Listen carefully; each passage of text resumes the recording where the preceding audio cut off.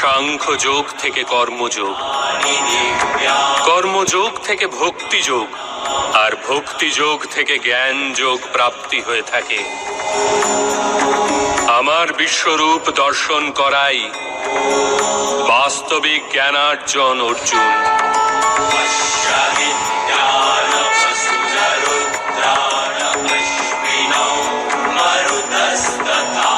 এই একমাত্র জ্ঞান যা বিশ্বের সমস্ত জ্ঞান ও বিজ্ঞানের মূলাধার।